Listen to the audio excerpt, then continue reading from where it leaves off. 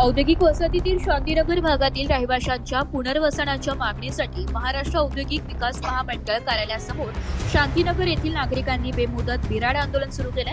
तसेच काही रहिवाशांनी 8 जून पासून आमरण उपोषणालाही सुरुवात केली असून त्यांच्या आंदोलनाला परिसरातील नागरिकांचा मोठा पाठिंबा मिळतोय।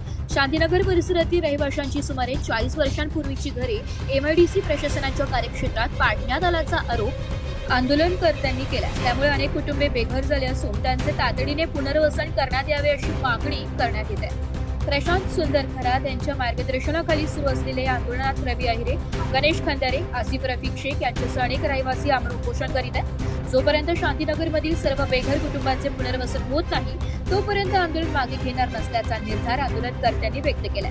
याशिवाय शांतीनगर परिसरातील गेल्या 40 वर्षांपासून अस्तित्वात असलेल्या पुतळा आणि काली माता मंदिराला कायदेशीर संरक्षण व मान्यता देण्यात यावी।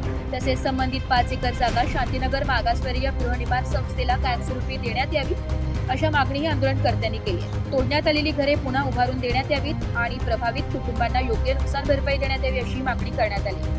यावेळी प्रसारमाध्यमांशी बोलताना शकुंतला खरात, अलकाबाई दागडोळे तसेच उपोषणकर्ते आसिफ रफिक शेख यांनी शासन आणि प्रशासनाने तात्काळ दखल घेऊन शांतीनगर वासियांना न्याय द्यावा अशी मागणी केली। शासनाच्या भूमिकेबाबत तीव्र नाराजी व्यक्त करत आंदोलनस्थळी शासनाचा निषेध करण्यात आला। दरम्यान प्रशासनाने शांतीनगर वासियांच्या मागण्यांबाबत सकारात्मक निर्णय घ्यावा अन्यथा आंदोलन अधिक तीव्र करण्यात येईल असा इशारा आंदोलनकर्त्यांनी दिला। घर फायदे आम्हाला जायचं नाही कुठं, आम्हाला तिथंच फायदे। घर माझी जिंदगी गेली, 3 माझ्या खालीवर लेकरं झाले तिथं, करवार पार लेकरं बाळत नातुंड परतुंड जागा तिथंच फायदे।